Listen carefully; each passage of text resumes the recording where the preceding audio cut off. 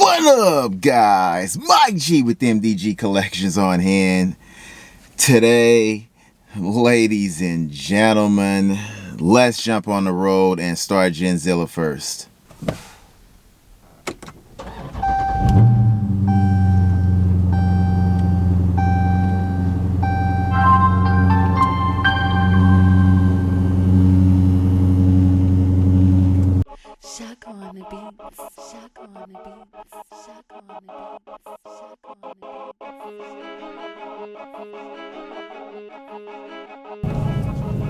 Alright guys, let's go hit the gym and run some errands.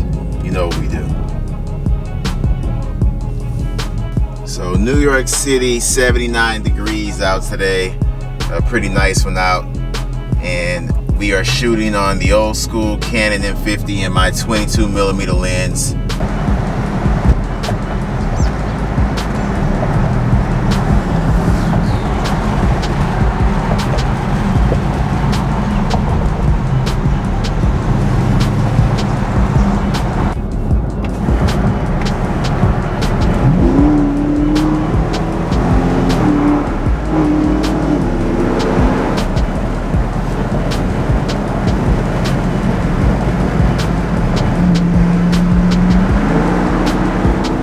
Alright guys, so just got to the gym and I'm here about to go in. Before I go in, I just want to tell you guys, if you have not checked your temperature gauges on your car before, you get on them pretty hard, especially when it's warm out like today, 86 degrees wherever you are. And these cars have a great deal of information that you can go into. So if you go into vehicle info number 2, just hit this down arrow right here and it will drop you down to number 2. And I always have my tire pressure as number 1 showing. Alright, but if you go over to your coolant temperatures, you can check them. As you guys know, if you just got these cars, 2019s, you may know this, you may not. If you've been watching these videos, you definitely should know this. So your trans temperatures, your oil temperature, your oil pressure, your oil life, and your battery voltage, it should always be around 14.0, 14.1. It may go up and down. And your intake air temperatures and your engine torque is just the engine torque, and your engine power. Alright, so trying to figure out what these chicks are doing. She parks her car right here, and then that's them walking around. They are just taking pictures all over the parking lot. Alright, they look like freaks. They look pretty strange, not sure what they're doing. She took a picture of where she was parked. She came near my car, took a picture to the right, and now let's see what she does. Who knows if she's going to get back in and drive away. I don't know what these chicks are doing, but they're doing something. So, never seen it before. Here she goes. She's getting in her car now to drive away. Look at her. Super weird. And there she goes.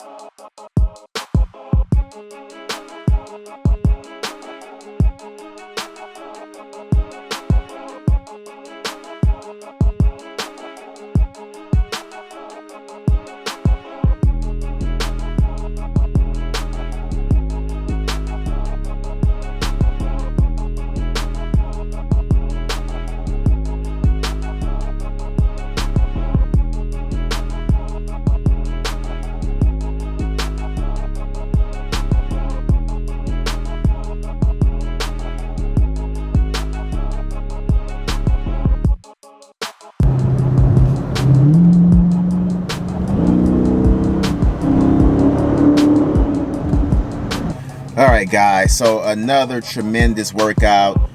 Just did chest and triceps, and I hit it hard. So definitely hit the weights, guys. If you're gonna hit these weights, no matter what, rain, hail, sleet, or snow, I'm in the gym hitting these weights hard body. One of the things you need to do is right after you're done working out, have a post-workout meal. My post-workout meal right now will be something from one of my spots. I usually have a protein shake after the gym, but the protein shake, I had it as a pre-workout meal. So I didn't have breakfast, I just had that protein shake, and I hit the weights, did an hour and change, like an hour and 10 minutes, an hour and 15.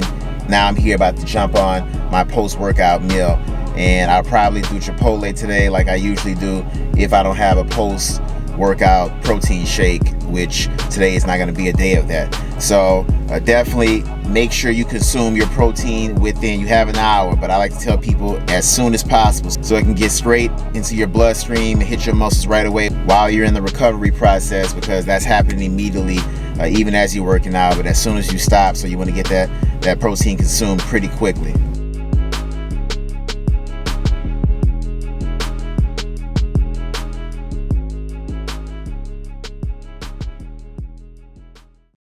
Alright, so just came out of Chipotle and got my post-workout meal. It's right here. It's funny, I met a lady, she paid in front of me. She was right in front of me, and she paid right before I did. And as I was paying, she asked me, hey, you don't have your Chipotle, your Chipotle card? You definitely got to get that. You get the points. So as much as I come to Chipotle, she tells me she is a Chipotle junkie. And I laughed and I said, I'm right behind you. I'm pretty much a junkie too at this place. So with this app on the phone, you pretty much scan every time you go to pay out. I had no clue about this. And you build up points, I think to like $12.50, I think is what she showed me. And then you get a free, I guess, meal. You get a free meal at a certain point, and then they start over again. So pretty interesting. And lastly, one of my guys asked me on Instagram in my DM about when he should get his oil change. He's new to my channel. I told you I would answer you in the next video. You want to get your oil change, I would say, I don't let mine go below 20%. Once before in a video, if you go back and look, I think I let it go all the way down to like 5%. And then the illumination comes. There's a red illumination that comes around the gauge, that circles around the gauge to let you know it's like really time to go. I did that only for video purposes. For that one time, I let it just go past or below 20%, 15, 10, all the way down to where it got to 5. If I'm not mistaken, 5 is where that light comes on. A red illumination comes on around the circle. So I wouldn't let mine typically go below 20. Once it hits about 20%, maybe 19 or 18, I'm getting it changed. You stay on top of your oil changes with these cars. That's the most basic thing you can do. I think you said you have a 2019 Scat Pack 392. So just make sure, 20%, just watch the gauge.